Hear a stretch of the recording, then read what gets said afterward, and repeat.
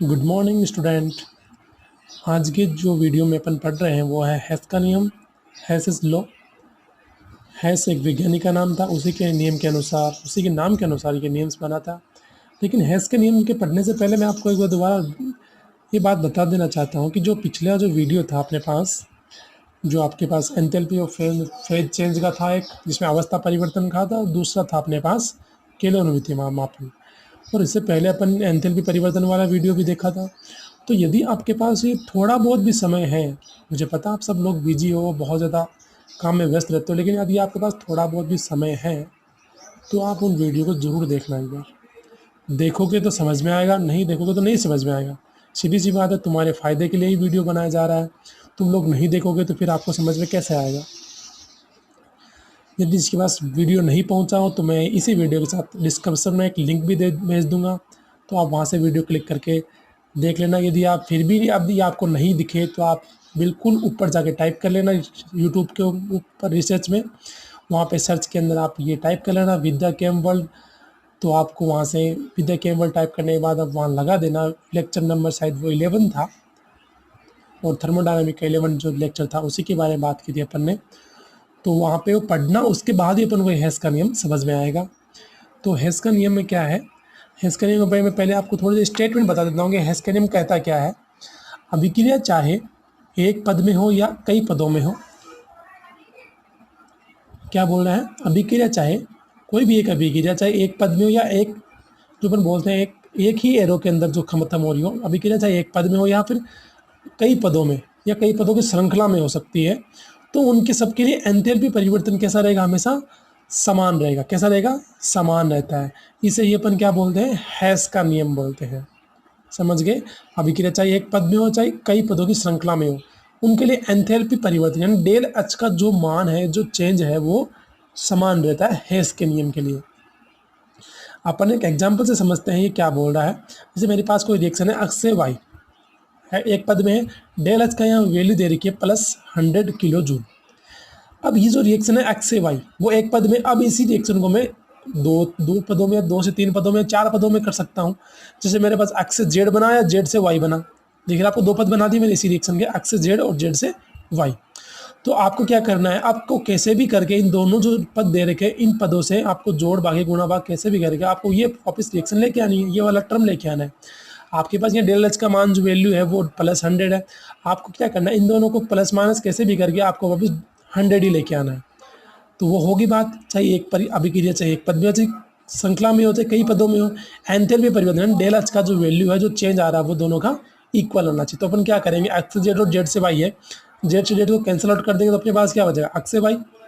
तो अपन यहाँ पे डेल एच का मान जो +50 किलो जूल, यहाँ पे डेल एच का मान +50 है, तो दोनों को अपन ने क्या कर दिया, जोड़ दिया।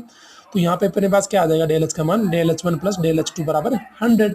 दोनों को अपन ने ऐड कर लिया, तो दोनों के जो किलो जूल की जो एनर्जी है, डेल एच का जो वैल्यू है वो 100 आ रहा है। और वही अपने पास एक्स से वाई के लिए डेल एच का मान कितना था, 100। इसका मतलब अपने पास दोनों के पास जो एंथैल्पी एक पदों वाली और श्रृंखला वाली के पास जो एंथैल्पी परिवर्तन की जो वैल्यू आ रही है, जो अपने पास जो राशि आ रही है, वो क्या आ रही है, दोनों पास बराबर आ रही है। यहाँ पे ΔH1 + ΔH2 100 बना, यानी क्या हो जाएगा, डेल एच बराबर ΔH1 + ΔH2, यानी डेल एच आपके दोनों के इक्वल के बराबर एंथैल्पी समान हो जाएगी। ठीक है। अब अपन इसके साथ एक और एग्जांपल कर लेते हैं। जितने ज़्यादा एग्जांपल अपने आंखों से अपने अपने द्वारा निकल जाते हैं, तो उतना ही अपने क्या चीज़ क्या होती है, वो परफेक्ट होती जाती है। अपन एग्जांपल 2-3 कर लेंगे तो अपने पास क्या हो जाए, हेस का नियम एकदम परफेक्ट हो जाएगा। बाकी जो एग्जांपल है अपने बुक से करना बहुत ही ईजी है, मैंने देख के सोल्व करके, आप खुद कर लेना, नहीं होता है तो मैं आपको बता दूंगा। अपने पास यहाँ एक और एग्जांपल है, CS + ½ O2 क्या बन रहा है, CO गैस। डेल एच का मान कितना है, -x, यानी अब यहाँ पे क्या हो रहा है, जो एनर्जी वो निकल रही है। CO + ½ O2 से क्या बन रहा है, CO2 गैस। दोनों जो गैस गैस है, CS से ½ O2 से CO और CO + ½ O2 से CO2। डेल एच बराबर -x और -y। ठीक है, दोनों तरफ से हीट निकल रही है। तो अपने को क्या निकालना, डेल एच का वैल्यू निकालनी है। फिर दोनों के लिए अपन को क्या करना है कि इक्वेशन देके देखिए, वो नीचे दे रखी है, CS + ½ O2 CO2 गैस। तो यहाँ पे अपन को डेल एच की वैल्यू निकालनी है, डेल एच का मान देखना है अपन को। इन दोनों समीकरणों के लिए जितना डेल एच आ रहा है उस अकेले समीकरण के बराबर आना चाहिए, यही तो अपने पास हेस का नियम। तो अपन क्या करेंगे, दोनों को ऐड कर देंगे। तो जैसे ही ऐड करेंगे, यहाँ CO से CO कैंसिल हो गया। ठीक है, तो अपने पास क्या हो जाएगा, CS ½ O2 कितना हो जाएगा, 1O2। एक O2 का एक अणु बन चुका और CO से कैंसिल होने के बाद क्या बचेगा, ओनली CO2 बचेगा। तो CS तो अपने क्या किया, दोनों को ऐड कर दिया, तो डेल H बराबर x माइनस माइनस वाई हो गया, minus x minus y, plus करेंगे तो प्लस माइनस माइनस ही होगा, तो क्या हो जाएगा माइनस एक्स माइनस वाई के बराबर मेरा डेल एच हो जाएगा। समझ गए। अब मैं इसी एग्जाम्पल को, जो एग्जाम्पल आपके सामने लिया, मैं वो एक और तरीके से करता हूँ। एग्जाम्पल चेंज नहीं करूँगा, बस क्या करूँगा, थोड़ा सा अलग मेथड से समझा दूंगा इसको। देखो अब इस बार अपन कुछ वैल्यू ले लेंगे। मेरे पास क्या है, सी एस प्लस O2 है, क्या है सी एस प्लस O2, वही है अपने पास। सी एस प्लस O2 से क्या बन रहा है, CO2 गैस। तो यहाँ डेल एच का मान कितना है, -393 किलो जूल पर मोल आ रहा है। और दूसरी तरफ है मेरे पास CO प्लस हाफ O2, वो की वो रिएक्शन है। CO प्लस हाफ O2 से क्या बन रहा है, CO2 बन रहा है। लेकिन यहाँ पे देखो, वहाँ पे यहाँ दे रखा था C plus O half O2 दे रखा, तो यहाँ CO बना रखा था। लेकिन यहाँ पे क्या बन रहा है, CO प्लस हाफ O2 से CO2 बन रहा है। दोनों में थोड़ा सा चेंज हो गया, क्योंकि यहाँ पे हाफ था, यहाँ पे इस बार क्या है O2 आ रहा है। लेकिन आप इसी से समझ लगते हो, आप इसको एक बार बस रहने दो, आप इसी समीकरण से दोबारा देख रहे हैं अपन। C प्लस O2 से CO2 गैस और CO प्लस हाफ O2 से CO2। यहाँ डेल H1 का मान -393 किलो जूल पर मोल और डेल H2 का मान -283 किलो जूल पर मोल। ठीक है, समीकरण नंबर 1, समीकरण नंबर 2। अब अपने को क्या दिया गया है, एक पद दिया गया है, CS प्लस हाफ O2 से अपने पास CO गैस बन रही है, CS प्लस हाफ O2 से CO बन रही है। यहाँ पे अपन को डेल HR का मान निकाला, यानी अपने पास एंथैल्पी की अभिक्रिया की एंथैल्पी का मान निकालना है। अपन को पता है कि इसकी जो एंथैल्पी आएगी वो दोनों की इक्वल आएगी 100%। ठीक है, अपन को क्या करते हैं, पहले आप ये चेक करते हैं कि CS किधर है, इधर है, क्रिया कारक की तरफ है। हाफ O2 भी क्रिया कारक की तरफ, कोई दिक्कत नहीं। CO गैस, जो CO गैस यहाँ आ रहा है वो कहाँ पे है, यहाँ पे है। वो किधर आ रहा है, क्रिया कारक की तरफ, लेकिन ये किधर है, उत्पाद की तरफ। इसका मतलब है अपने पास ये दोनों तो क्रिया किधर है, क्रिया कारक की तरफ, कोई दिक्कत नहीं है। अपने पास एरो के पहले आ रहा है, ये भी एरो के पहले है।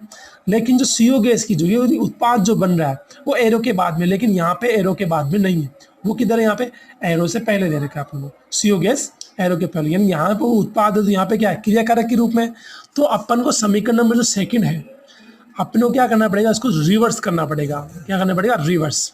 तो रिवर्स करने के लिए अपन क्या करेंगे, अपने पास जो -283 जो वैल्यू आ रखी है डेल एच की, वो क्या हो जाएगी, प्लस में हो जाएगी भैया, क्योंकि यहाँ पे अपन इस समीकरण को क्या कर रहे हैं, रिवर्स कर रहे हैं। अब अपन स्टाइकियोमेट्री में चेंज देख लेते हैं एक बार। यहाँ पे CS कितना है, 1 है, यहाँ पे भी 1 है। यहाँ पे O2 कितना है, यहाँ पे हाफ O2 और यहाँ पे हाफ O2 है। तो अपन यदि इसको रिवर्स करेंगे, अपन बाद में देख लेते हैं, कोई भी नहीं, इसको छोड़ो भाई। CO गैस यहाँ पे एक है तो ये भी 1 है, CO2 गैस यहाँ पे 1 है तो ये भी 1 है। दोनों को अपन 1 से गुणा कर लेंगे तो वैल्यू वही रहने वाली है, लेकिन इसको प्लस से और इसको माइनस से चेंज कर देंगे। तो अपन जैसे ही समीकरण नंबर फर्स्ट को तो वैसे के वैसे, और समीकरण नंबर सेकंड को अपन चेंज कर लेते हैं CO2। देखो यहाँ पे चेंज करते हैं, CO2 पहले आ गया, पहले के बाद क्या जाएगा, CO gas plus half O2। Del H का मान किस में आ गया, +283 किलो जूल पर मोल में, और इसका मान किस में आ गया, -393.5 किलो जूल पर मोल। ये तो माइनस का माइनस रह गया, यहाँ पे क्या गया, प्लस, क्योंकि अपन ने क्या कर दिया, इसको रिवर्स कर दिया। रिवर्स क्यों किया, क्योंकि यहाँ पे CO किधर है, उत्पाद की तरफ, यहाँ CO किधर है, क्रिया कारक की तरफ। अपन को किसकी वैल्यू चाहिए, इसकी, तो इसके अकॉर्डिंग चेंज करना पड़ेगा, ना कि इसके अकॉर्डिंग। अपन को यहाँ डेल एच आर का मान चाहिए। ठीक है, तो अपन जैसे ही दोनों का अपन को कैसे क्या करना है, प्लस करना है माइनस करना है, वो देखना है, क्योंकि अपने पास कैसे भी करके ये इक्वेशन लेके आनी है नीचे वाली। तो क्या करेंगे, अपन प्लस कर दे दोनों को, तो प्लस करने के बाद क्या हो जाएगा, CO2 से CO2 गया, क्योंकि ये माइनस और ये प्लस है, ये वैल्यू किसमें, प्लस और ये माइनस, CO2 गया, कैंसिल आउट हो गए। हाँ, इधर हाफ O2 है और इधर O2 है। यहाँ पे ऑक्सीजन का आधा अणु और यहाँ पे पूरा अणु है, एक अणु है। तो आधा अणु से एक अणु चला गया तो कितना बचेगा, आधा अणु। तो मेरे पास क्या बचा, CS का CS हाफ O2, क्योंकि इधर हाफ था, इधर भी क्या था, फुल एक अणु था। हाफ O2 से एक अणु गया तो इधर हाफ ही तो बचेगा, क्योंकि ये तो कैंसिल हो गया। कितना बचेगा, half O2 gas equation CO2 से, आपकी जो CO2 गैस थी वो क्या होगी, इधर से इधर कैंसिल होगी, CO2 इधर से कैंसिल, तो क्या बचेगा, ओनली CO तो गैस बची। क्या ये इक्वेशन इसके बराबर आ रही है कि नहीं आ रही, देखो देखें, ये इक्वेशन इसके जैसे के जैसे आ रही। किया क्या, अपन ने दोनों को ऐड किया, दोनों को ऐड किया तो अपने पास क्या आ गई, डेल एच आर की जो वैल्यू है वो इसके इक्वल आ जाएगी। तो अपन ने कैसे करेंगे, डेल एच आर बराबर -393.5 प्लस 283, क्योंकि ये प्लस हो गया, अपन दोनों को सोल्व करेंगे तो अपने पास वैल्यू आ जाएगी -110.5 किलो जूल पर मोल। डेल एच आर की इक्वेशन कितनी आ गई, डेल एच आर की जो एंथैल्पी चेंज वो इस इक्वेशन में कितनी आ गई, माइनस 110.5 किलो जूल पर मोल। समझ गए? ये है हेस का आपका नियम। बस करना क्या है आपको ये देखना है, एक तो अभिक्रिया एक पद में हो रही है, एक अभिक्रिया एक से ज़्यादा पद में हो रही है, श्रृंखला में हो रही है, उन दोनों के जो एंथैल्पी जो परिवर्तन आ रहा है वो इक्वल आएगा। यहाँ पे इक्वल क्यों नहीं आ रहा? ये भी माइनस में माइनस, क्योंकि एक को क्या करने पर रिवर्स कर दिया, प्लस माइनस को अपन सोल्व किया तो अपने पास जो वैल्यू आई वो डेल एच आर के इक्वल आ जाएगी। ठीक है, अपन एक और एग्जाम्पल सोल्व कर लेते हैं इसके लिए। देखते हैं, देखें मेरे पास एंथैल्पी ऑफ रिएक्शन निकालिए, एक मैंने इक्वेशन दे रही है आपको, यहाँ पे एंथैल्पी ऑफ रिएक्शन निकालनी है आपको C2H6, यानी आपके पास यहाँ पे क्या है, देखो ध्यान रखना, हमेशा यहाँ पे एक मोल के लिए निकालेंगे, यहाँ पे भी ऊपर किसकी बात करें, एक मोल के लिए, लेकिन यहाँ पे क्या हो सकता है अपन इक्वेशन के हिसाब से चेंज कर सकते हैं। ठीक है, मेरे पास क्या है C2H6 है, ठीक है, CH3 को अपन 2 बार लिख दिए। ठीक है, मेरे पास क्या एथेन हो गया है, ठीक है, C7/2 O2 हो गया आपके मोल, 2 CO2 बन रहा है और यहाँ पे 3 H2O बन रहा है। ठीक है, डेल एच की वैल्यू आपको निकालनी है। आपको क्वेश्चन में क्या दिया गया है, विर्चन की एंथैल्पी, किसके दी हुई है, एंथैल्पी ऑफ फॉर्मेशन। देखो नाम आ गया ना, विर्चन की एंथैल्पी, जिसने यदि वो वीडियो देखा है, यदि समझा है, तो उसको समझ में आ जाएगा विर्चन की एंथैल्पी क्या होती है। याद करो, डेल एच एफ बराबर डेल एच आर, इक्वल था, दोनों एक दूसरे के बराबर है। अपन यहाँ पे एंथैल्पी फॉर्मेशन और एंथैल्पी ऑफ कंबशन यानी दहन की एंथैल्पी और विर्चन की एंथैल्पी दोनों समझ चुके हैं। तो अपने पास यहाँ C2H6 की वैल्यू दे रखी है -20 किलो कैलोरी, CO2 के लिए दे रखी है -90 किलो कैलोरी और H2 के लिए दे रखी है -70 किलो कैलोरी। आपको निकालना क्या है, डेल एच की वैल्यू निकालनी है। ठीक है, अपन क्या करेंगे, पहले इन तीनों के एंथैल्पी फॉर्मेशन, देखो एंथैल्पी फॉर्मेशन लिखना पड़ेगा, क्योंकि C2H6 विर्चन यानी C2H6 बना कैसे, इसके एंथैल्पी फॉर्मेशन कहाँ से आई, CO2 कैसे बना, H2O कैसे बना, तीनों की अपन को क्या लिखनी है, विर्चन की एंथैल्पी लिखना जरूरी है। तो अपन क्या करेंगे, पहले C2H6 को बनाएंगे, तो C2 कितने मोल है यहाँ पे, C2 यानी 2 है, H6 कितने 3 है। देखो कैसे समझते हैं, मैंने यहाँ पे क्या लिख दिया, 2C + 3H2, 2 कार्बन के मोल लिए, यहाँ पे H2 के मोल कितने लिए 3, तो क्या बराबर हुआ ना, C2H6 वो आया नहीं आया, बिल्कुल आ गया भैया। तो डेल H1 का मेरी एंथैल्पी फॉर्मेशन कितना, -20 किलो कैलोरी। अपन यहाँ पे जो तीनों वैल्यू दे रखी है, उन तीनों के लिए अपन को पहले इक्वेशन लिखनी है, एंथैल्पी ऑफ फॉर्मेशन यानी विर्चन की एंथैल्पी के इक्वेशन लिखने हैं। फिर उसके बाद अपन को देखने कौन किस प्रकार से बनना, कितने मोल से बन रहा है, फिर अपन को क्या करना है, इन तीनों के साथ इस इक्वेशन को इक्वल करना, समान करना है। मैं दूसरे की बात करता हूँ CO2 की, तो यहाँ मेरे पास C + O2 से बन जाएगा CO2, बात खत्म। डेल एच का मान आपके पास पता है -90 किलो कैलोरी। अपन H2O का देखते हैं, H2O कैसे बनता है, सीधी सी बात है, H2 + ½ O2 से बनता है, H2O आपको पता ही है, H2 + ½ O2 से क्या बन जाएगा, H2O। तो यहाँ डेल H3 का मान कितना जाएगा, -70 किलो कैलोरी। अब हम तीनों को क्या करते हैं, एक बार चेक करते हैं कि किसकी कैलोरी किसकी स्टोइकियोमेट्री कितनी है, किसकी क्या है। अब देखो आपके पास यहाँ पे कार्बन कितना है, 2 है, क्या है, कार्बन के 2 मोल है।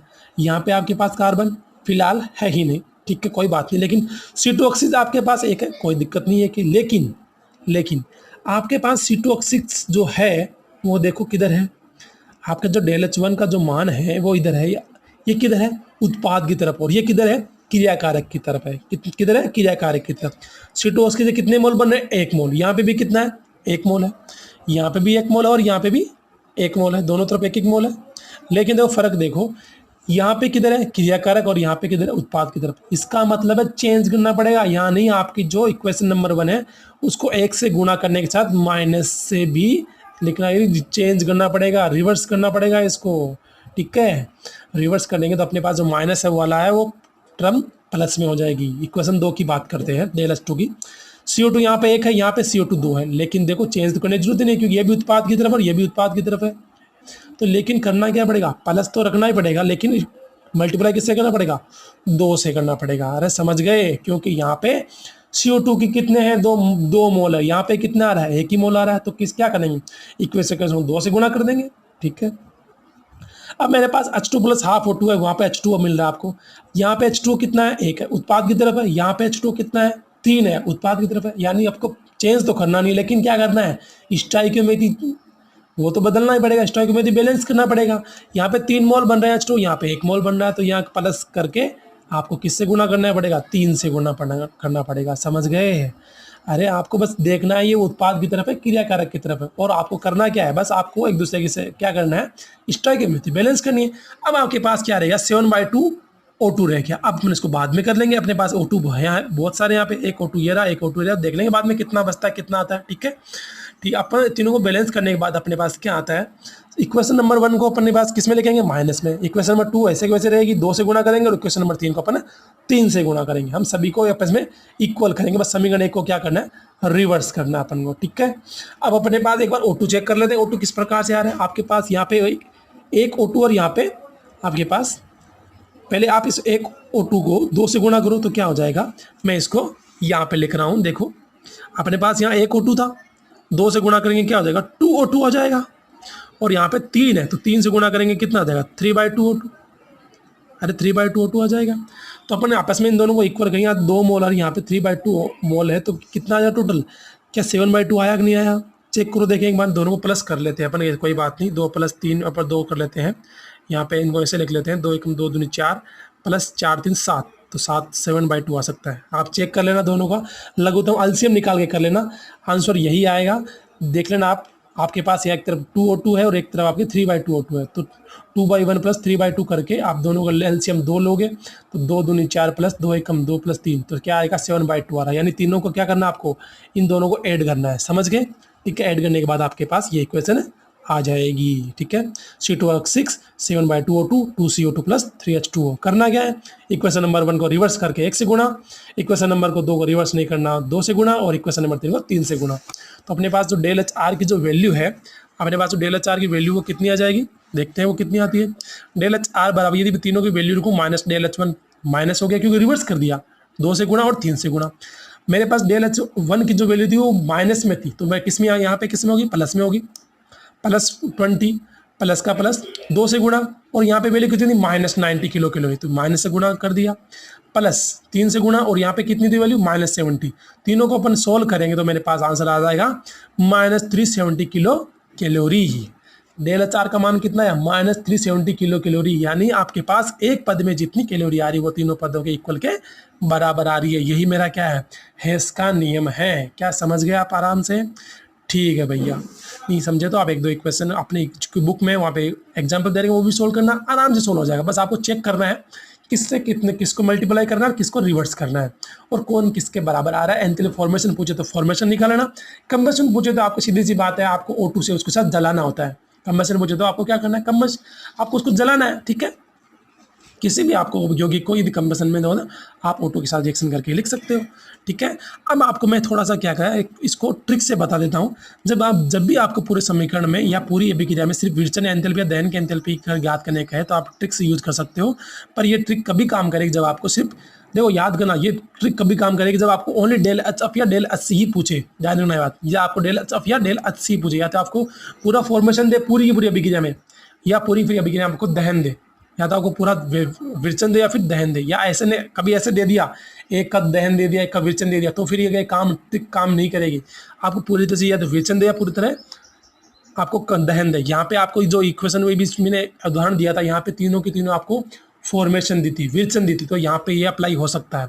लेकिन यदि आपको दो तो फॉर्मेशन दे एक दहन दे, तो फिर ये काम नहीं होगी। तो यहाँ पे यदि फॉर्मेशन दे तो आपको क्या करना है, HP - HR, और यदि कंबशन दे दो HR - HP, दोनों का समेशन ले रखा है, ये आप सोल्व कर लेना, ये सोल्व हो जाएगा। ठीक है, बस आपको रिवर्स करना है एक दूसरे को। ठीक है, ये आपका यहाँ पे हेस का नियम कंप्लीट होता है। उसके एग्जाम्पल है, वो बुक से देख लेना, क्वेश्चन है वो मैं सोल्व करवा दूंगा। ठीक है, पढ़ लेना, बहुत ही ईजी है, कॉन्सेप्ट वाला चैप्टर है। ठीक है, thank you, best of luck, bye.